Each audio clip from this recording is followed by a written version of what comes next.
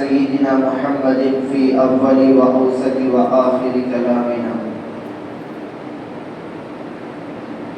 میرے نہایت محترم بزرگوں، عزیزوں،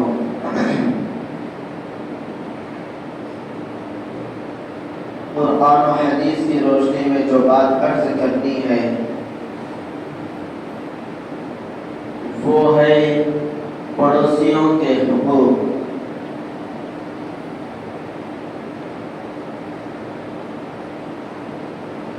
ہمارا معاشرہ، ہمارا سماج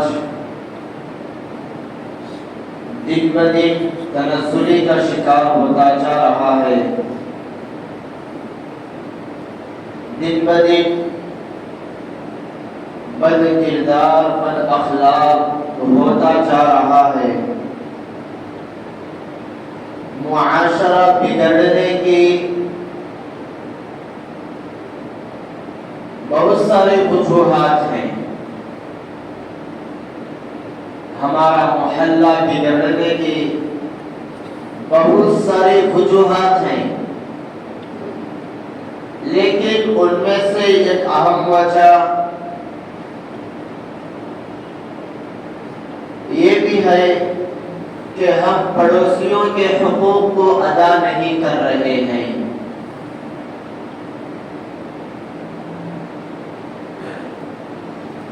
نہ ہم کو پڑوسیوں کے حقوق معلوم ہیں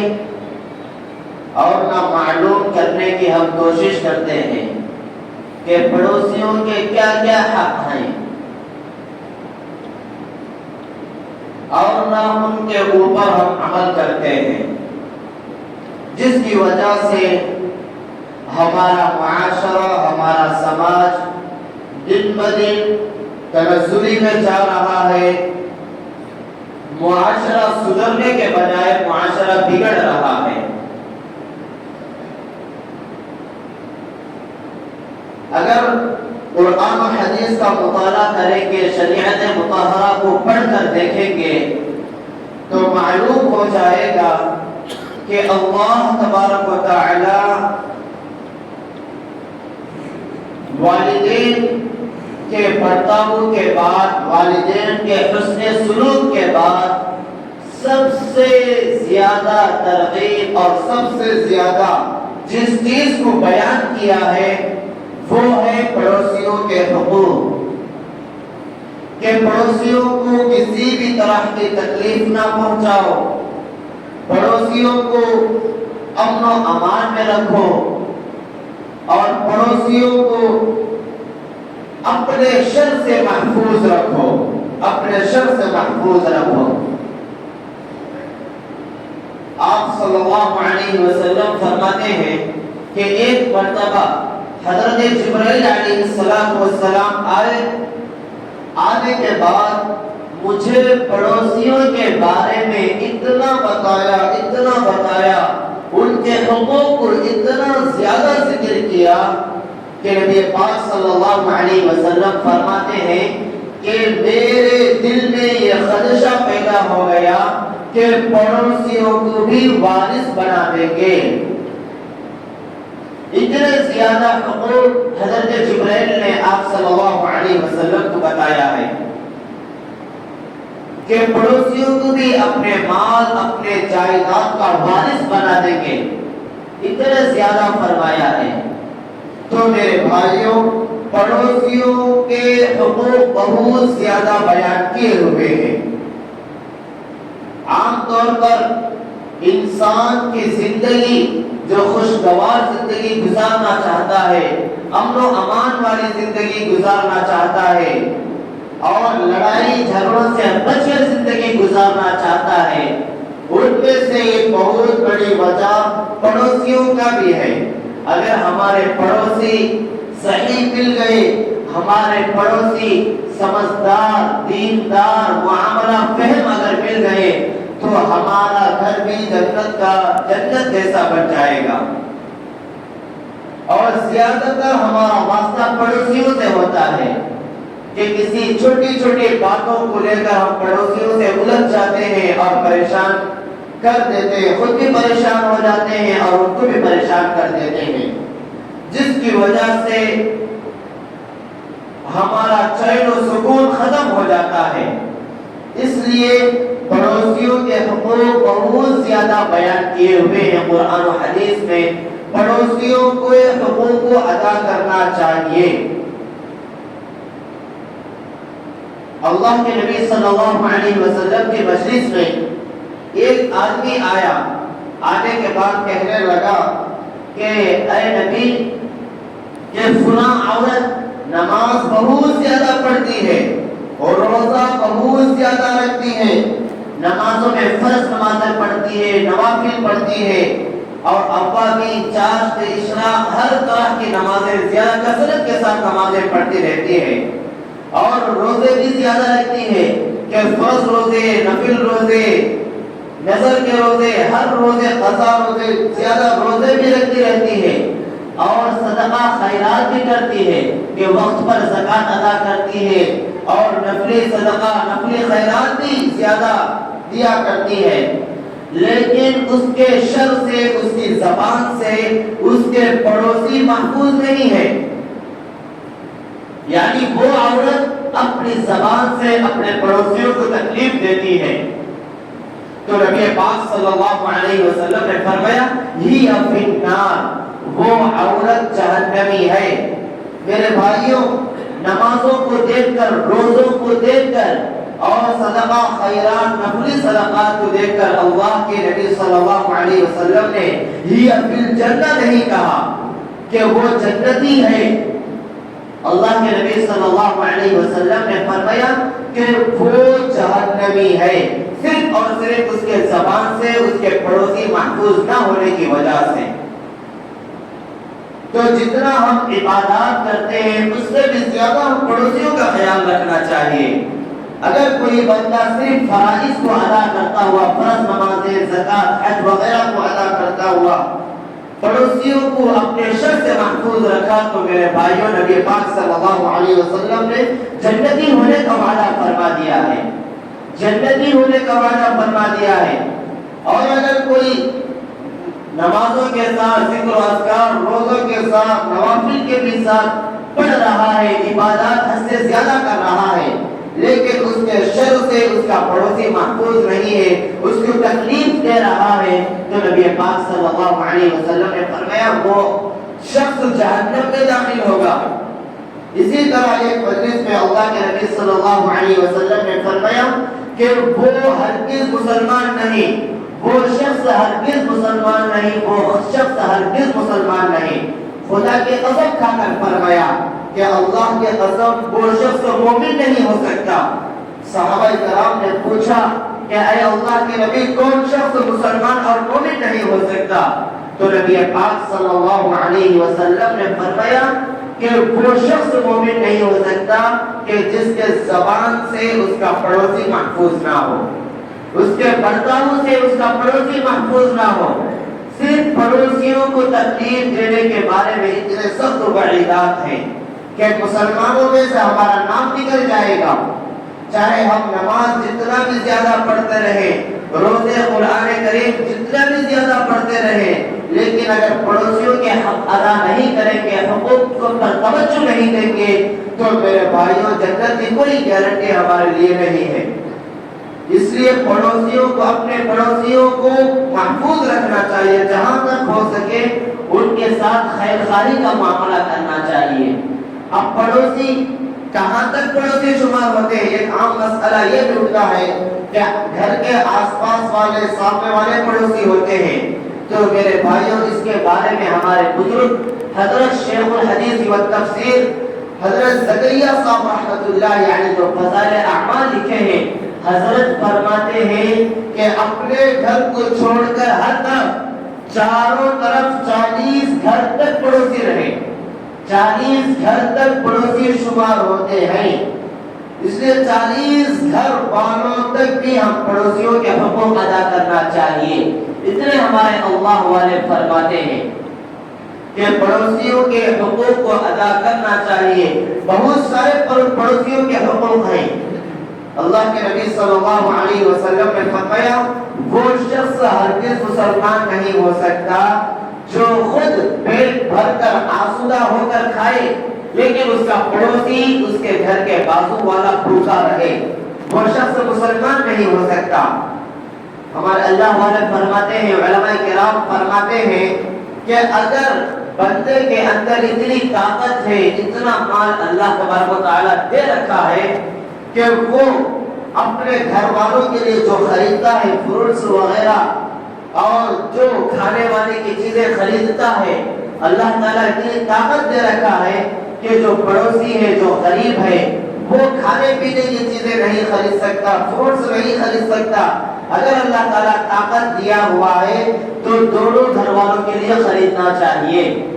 دونوں گھر والوں کے لیے خریدنا چاہیے۔ جتنا ہم اپنے بچوں کے لیے خریدتے ہیں، پڑوس میں کتنے بچے رہتے ہیں، کتنے بڑے رہتے ہیں، ہم کو سب سے زیادہ علم رہتا ہے پڑوس میں رہنے کی وجہ سے، اس لیے جتنا ہمارے بچوں کے لیے خریدتے ہیں اتنا ہی سامان ان کے لیے بھی خریدنا چاہیے۔ یہ پہلا درجہ ہے۔ اگر اللہ تعالیٰ طاقت دے رکھا ہے، مال دیا ہوا ہے، تو میرے بھائیوں ہمارے گھر والوں کے لیے جتنا خریدتے ہیں، جتنا سامان لیتے ہیں، بازو والوں کے لیے بھی اتنا خریدنا چاہیے۔ اور اگر اتنا مال اللہ تبارک و تعالیٰ نے نہیں دے رکھا ہے اور اگر دیا بھی ہے تو ہمارا نفس نہیں کہتا ہے، ہم شیطان کے بہکاوے میں آ کر ہم کنجوس ہیں، کنجوس ہیں، ہم دوسروں کے لیے نہیں خریدتے ہیں، تو کم از کم یہ درجہ اللہ والوں نے فرمایا ہے کہ جب سامان اور فروٹس وغیرہ خریدیں گے تو کالے کور میں، کہ ایسا کور اور ایسی چیز میں اس کو ڈالیں کہ باہر نظر نہ آئے، کہ ہم گلی میں لے کر آتے ہیں تو بازو کھیلنے والے بچے اس کو نہ دیکھیں، اور جب گھر پہ لے کر آ جاتے ہیں، لے کر آنے کے بعد جب کھانے سے فارغ ہو جاتے ہیں گھر والے تو اس کو اسی کالے کور میں ڈال کر کسی دور جگہ پھینک دیں، کہ گھر کے باہر پھینک دیتے ہیں، تو آس پاس میں جو غریب بچے پڑوس میں رہتے ہیں وہ بچے آ کر دیکھیں گے تو ان کے دل میں بھی خواہش پیدا ہوگی، ان کے دل میں بھی وہ چیز کھانے کی خواہش پیدا ہوگی، لیکن اس کے والد صاحب کے پاس، اس کے ابو کے پاس اتنی طاقت اور اتنا پیسہ نہیں ہے کہ وہ بچوں کو لے کر وہ چیز خریدے، وہ چیز کو کھلائے۔ تو میرے بھائی یہاں تک احتیاط کے بارے میں ہمارے اللہ والوں نے فرمایا ہے، اس لیے اتنا احتیاط رکھنا چاہیے۔ پڑوسیوں کے حقوق صرف اور صرف ہماری شریعت نے بتلائے ہیں، دوسرے کسی بھی مذہب میں پڑوسیوں کے حقوق کو ذکر نہیں کیا ہے، اور اتنی گہرائی میں جا کر پڑوسیوں کے حقوق کو بتایا ہے کہ پڑوسیوں کی بھی بہت سارے قسمیں ہوتے ہیں، کہ ایک پڑوسی جو بازو میں رہتا ہے وہ پڑوسی بھی ہے اور رشتہ دار بھی ہے اور مومن بھی ہے۔ تین طرح کا ہمارا پڑوسی ہے، ایک رشتہ دار ہونے کی وجہ سے پڑوسی ہے، اور دوسرا مسلمان ہونے کی وجہ سے پڑوسی ہے، اور تیسرا تو وہ پڑوسی ہے ہی۔ اس لیے اس کے اوپر تین حقوق ہیں، اس کو انتہائی ادب اور احترام کے ساتھ اس کی قدر کرنی چاہیے۔ اور دوسرا جس کے دو حق ہے وہ یہ ہے کہ رشتہ دار تو نہیں ہے، مسلمان ہے اور پڑوسی ہے، اس کے دو حق ہیں کہ ان کو بھی انتہائی احترام کے ساتھ ان کی قدر کرنی چاہیے۔ دوسرا مسلمان نہیں ہے اور رشتہ دار بھی نہیں ہے، غیر مسلم ہے، غیر ہے، لیکن وہ بھی ہمارے پڑوسیوں میں داخل ہوتا ہے، تو اس کی بھی عظمت کرنی چاہیے، اس کی بھی قدر کرنی چاہیے، اس کو بھی کسی بھی طرح کی تکلیف نہیں دینا چاہیے، کسی بھی طرح کی تکلیف نہیں دینا چاہیے۔ تمام شریعت میں، ہمارے دین میں کہیں پر بھی یہ بات نہیں ہے کہ مسلمان پڑوسی کی عزت کرو، مسلمان پڑوسی کو اپنے شر سے محفوظ رکھو، مسلمان کا ذکر کہیں پر بھی نہیں ہے، صرف پڑوسی کا ذکر ہے۔ اس لیے فقہاء کرام نے اور مفسرین حضرات نے یہ کہا ہے کہ جس طرح ہم مسلمان پڑوسی کا ادب و احترام کرتے ہیں، اسی طرح غیر مسلم کا بھی احترام کرنا چاہیے، غیر مسلم کا بھی عظمت کرنی چاہیے، احترام کرنا چاہیے، اپنے شر سے اس کو بھی محفوظ رکھنا چاہیے۔ ہم سب کے امام حضرت امام اعظم ابو حنیفہ رحمۃ اللہ علیہ، جس کی ہم تقلید کرتے ہیں، جس کو ہم اپنا امام مانتے ہیں اور اسی کے فقہ کو ہم فالو کر رہے ہیں، تو تو میرے بھائیوں وقت کے بہت بڑے اللہ والے تھے، وقت کے بہت بڑے اللہ والے تھے۔ ان کا ایک پڑوسی تھا جو دیندار تو نہیں تھا، ہر ہمیشہ شراب پیتا تھا، رات میں شراب پی کر آتا تھا اور گھر والوں کے اوپر ظلم و زیادتی کرتا تھا، اور اڑوس پڑوس میں جو گلی میں شور شرابہ کرتا تھا، رات میں شراب پی کر آتا تھا، اور وہ شراب نشے کی حالت میں ایک دو شعر پڑھا کرتا تھا کہ مجھے سب نے ضائع کر دیا، مجھے سب نے ضائع کر دیا۔ ایک مرتبہ پولیس اس کو گرفتار کر کے جیل قید خانے میں ڈال دی، تو حضرت امام ابو حنیفہ رحمۃ اللہ علیہ کو معلوم ہوا کہ میرے پڑوسی کو پولیس پکڑ کر قید خانے میں ڈال دیا ہے۔ تو حضرت امام ابو حنیفہ رحمۃ اللہ علیہ فوراً تھانے پہنچتے ہیں۔ تھانہ پہنچنے کے بعد اس کا جو جرمانہ ہے، پولیس نے جو جرمانہ عائد کیا ہوا تھا، جو جرمانہ ڈالا تھا، اس جرمانے کو ادا کر کے اس شرابی جو پڑوسی دیندار تو نہیں تھا لیکن شراب پینے والا تھا، پھر بھی حضرت امام ابو حنیفہ رحمۃ اللہ علیہ نے جرمانہ ادا کر کے پڑوسی کو جیل کے باہر لے کر آئے اور آ کر کہا کہ ہم نے تجھے ضائع نہیں کیا ہے۔ تو میرے بھائیوں بظاہر کوئی نماز پڑھنے والا، زکات دینے والا اور داڑھی رکھنے والا، شرعی جبہ پہننے والا نہیں تھا، بظاہر دنیا دار تھا، دیندار نہیں تھا، پھر بھی وقت کے اللہ والوں نے اس کے ساتھ کس طرح کا برتاؤ کیا ہے۔ لیکن آج ہم ہمارے پڑوسیوں کے ساتھ کس طرح پیش آ رہے ہیں، چھوٹی چھوٹی باتوں کے اوپر ان کو لڑنا، جھگڑنا، مارنا، اس طرح محلے کا محلہ جہنم کا گڑھا بن چکا ہے۔ اور اگر معلوم کرے تو سارے کے سارے محلے میں مسلمان ہی رہتے ہیں، اڑوس پڑوس میں بھی مسلمان رہتے ہیں۔ اور اسی طرح کا وہ جب شرابی جیل کے باہر آ گیا، حضرت امام ابو حنیفہ رحمۃ اللہ علیہ جیل کے باہر اس کو لے کر آ گئے، تو وہ اپنے گھر کو فروخت کرنا چاہ رہا تھا، اپنے گھر کو بیچنا چاہتا تھا۔ تو اس کا گھر کی قیمت 10,000 روپے تھی اس وقت، لیکن وہ بتا رہا تھا کہ میرے گھر کی قیمت 20,000 ہے۔ لوگوں نے کہا کہ تیرے گھر کی قیمت تو 10,000 ہے، لیکن تو 20,000 کیوں لگا رہا ہے اس کی قیمت؟ تو وہ آدمی کہنے لگا 10,000 میرے گھر کی قیمت ہے اور 10,000 امام ابو حنیفہ جو اللہ والے تھے ان کا پڑوس بننے کی وجہ سے ہے۔ جتنی قیمت میرے گھر کی ہے اتنی قیمت ہی پڑوس بننے والے کو میں لگا رہا ہوں۔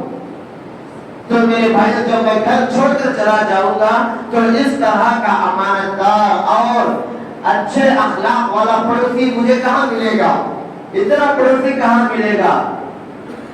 تو میرے بھائی اس طرح ہمارے اللہ والے پڑوسیوں کے حقوق ادا کر رہے تھے۔ جب یہ بات حضرت امام ابو حنیفہ رحمۃ اللہ علیہ کو معلوم ہوا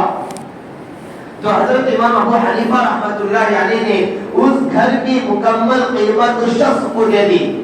مکمل قیمت بھی دی اور گھر بھی اسی کے حوالے کر دیا کہ اس قیمت سے، ان پیسوں سے تم اپنی ضرورت کو پوری کر لو اور گھر چھوڑ کر مت جانا۔ حضرت امام ابو حنیفہ رحمۃ اللہ علیہ کہتے ہیں کہ یہ شخص شراب پینے والا تھا، اگر یہ چلا گیا تو پھر معلوم نہیں کون شخص آئے گا۔ تو میرے بھائیوں پڑوسیوں کی اتنی قدر کرتے تھے ہمارے اللہ والے، اس لیے ہم بھی اپنے پڑوسیوں کی قدر کرنا چاہیے، ہم ان کو اپنے اخلاق دکھانا چاہیے۔ اگر وہ تکلیف دے رہے ہیں تو ہم ان کی تکلیف کو برداشت کرنا چاہیے۔ نبی پاک صلی اللہ علیہ وسلم کی خدمت میں ایک شخص آ کر عرض کرتا ہے کہ میرے پڑوسی سے مجھے بہت زیادہ تکلیف ہو رہی ہے۔ نبی پاک صلی اللہ علیہ وسلم نے فرمایا کہ تم اپنا سارا ساز و سامان گھر کے باہر ڈال دو، سڑک کے اوپر ڈال دو۔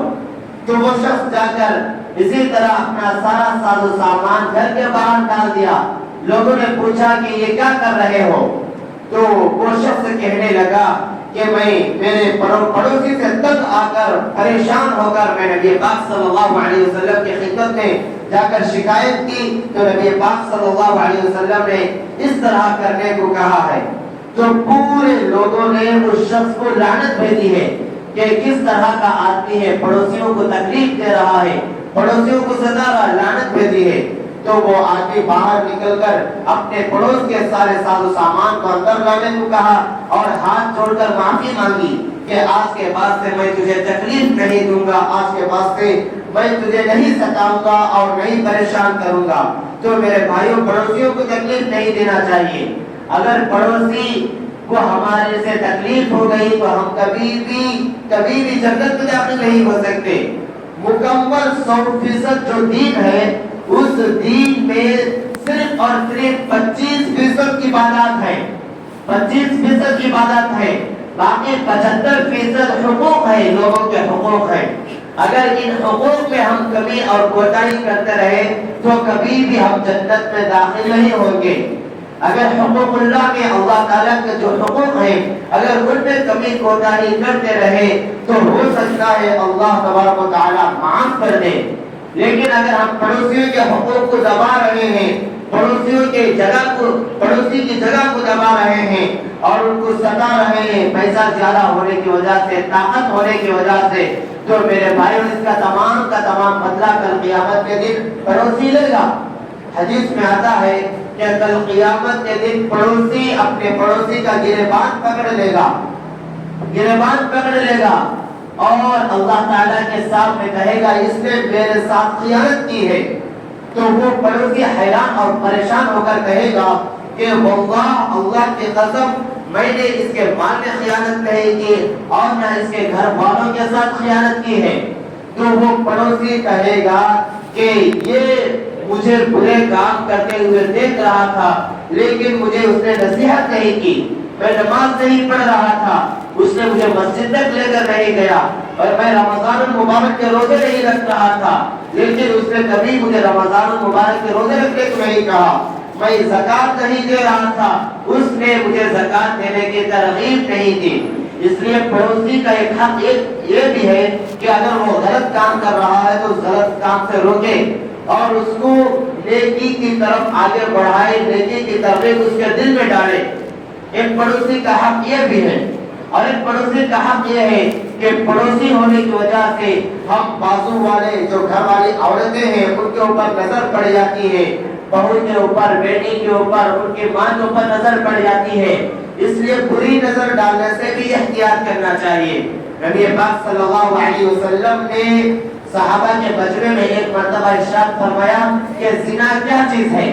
صحابہ نے کہا کہ وہ حرام ہے، اللہ نے حرام کر رکھا ہے، رسول اللہ نے بھی حرام کر رکھا ہے۔ نبی پاک صلی اللہ علیہ وسلم نے فرمایا جو اپنے پڑوسی والی عورت کے ساتھ زنا کرے گا وہ 10 زنا